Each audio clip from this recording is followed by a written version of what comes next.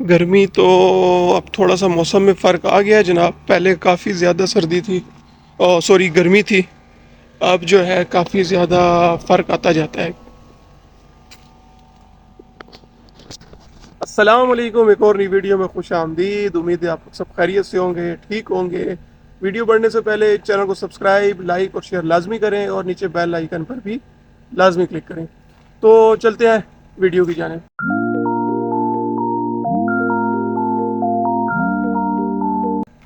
सबसे पहले इस वीडियो में मैं आप सबको जो है बहुत बहुत ज़्यादा मुबारक देना चाहता हूँ, स्पेशली पाकिस्तानियों को।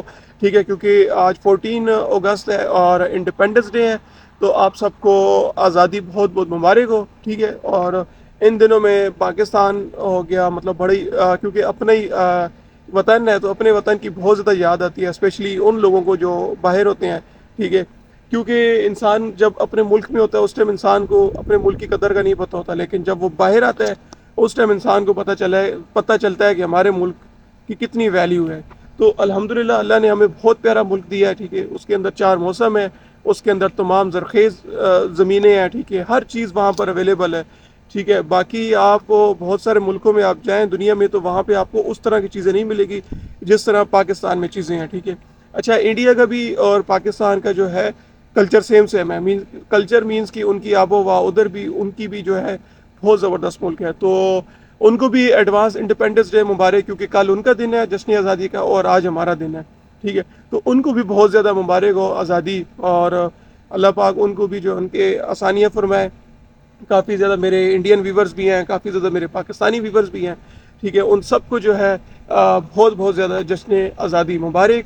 और आज का जो है जो टॉपिक है आज मेरा सिर्फ उससे रिलेटेड टॉपिक्स है जो मुख्तलिफ जो लोगों की कमेंट्स होती हैं। ठीक है, कमेंट्स का जवाब भी देना था मैंने। लोगों ने कमेंट्स की थी। ठीक है, उसमें से एक भाई ने कमेंट्स की थी कि क्या सर, मैंने ये सुना है कि इराक़ के अंदर कोई जंग छिड़ी हुई है, इस तरफ समथिंग वो। तो इस तरह के शगुफ़ात मुख्तलिफ जो है लोग आपको बताएंगे। ठीक है, हाँ, इराक़ के पहले हालात बहुत ज़्यादा ख़राब होते थे, लेकिन जो काम करने वाले होते थे जंग के दौरान भी यहाँ पर आए थे और काम कर रहे थे। ठीक है, तो अभी हालात कुछ ऐसे नहीं है, जंग शंग बिल्कुल नहीं है। ठीक है, बहुत अच्छा मुल्क है। अर्निंग के लिहाज से अगर किसी अच्छी जगह पे आपकी जॉब हो जाती है तो मेरे ख्याल में ये जगह एक अच्छी जगह है।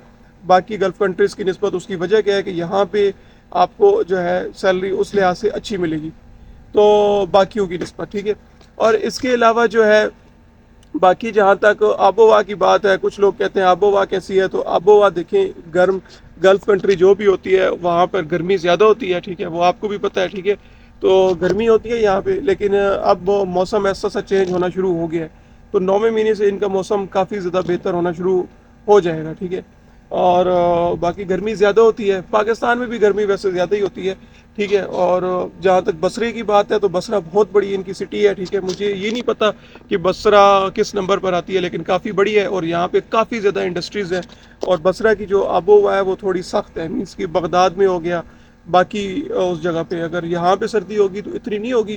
ठीक है, लेकिन बगदाद में उस जगह पे ज़्यादा सर्दी होगी। ठीक है, अच्छा, अब एक वीडियो, जो ये वीडियो मेरी इंपॉर्टेंट है, काफ़ी सिर्फ सब्सक्राइबर की कमेंट से रिलेटेड। ठीक है, तो मेरी वीडियो आप लोगों ने सारी देखनी है।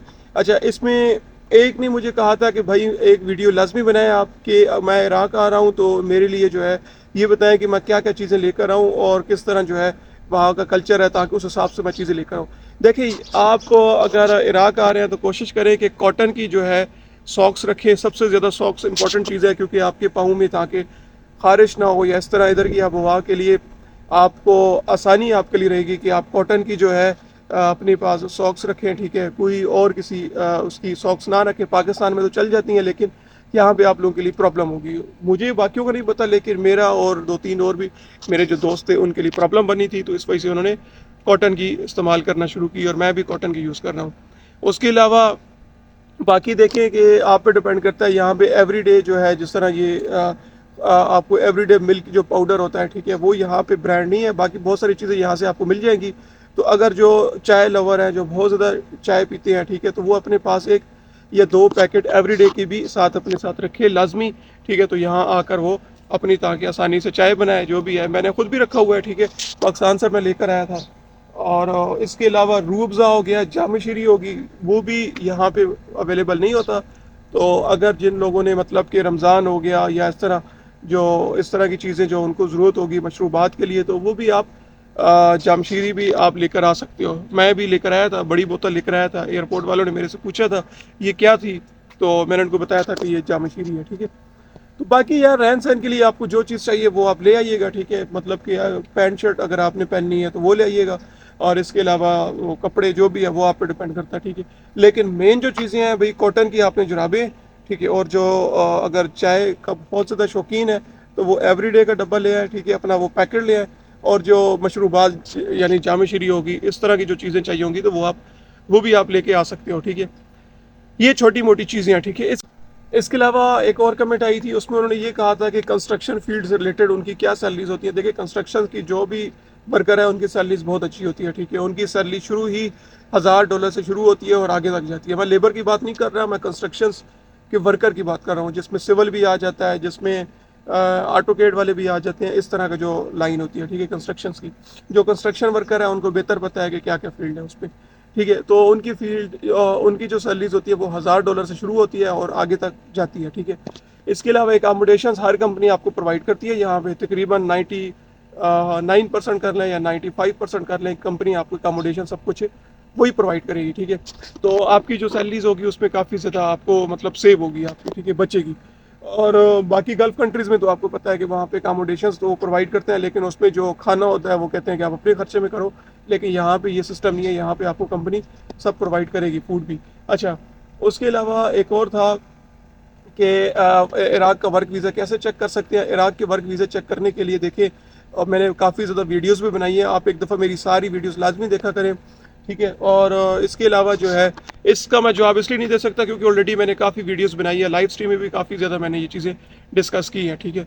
और बाकी एवरेज जो सैलरी का एक बंदे ने पूछा था कि एवरेज सैलरी यहाँ पे क्या होती है। देखो, कंपनीज पे डिपेंड करता है एवरेज सैलरी, ठीक है। ये यूरोप वाला सिस्टम नहीं है कि जहाँ पे अब आप एक इनकम टैक्स दोगे तो कि उनके एक कानून होता है कि आपने इतनी सैलरी देनी देनी है।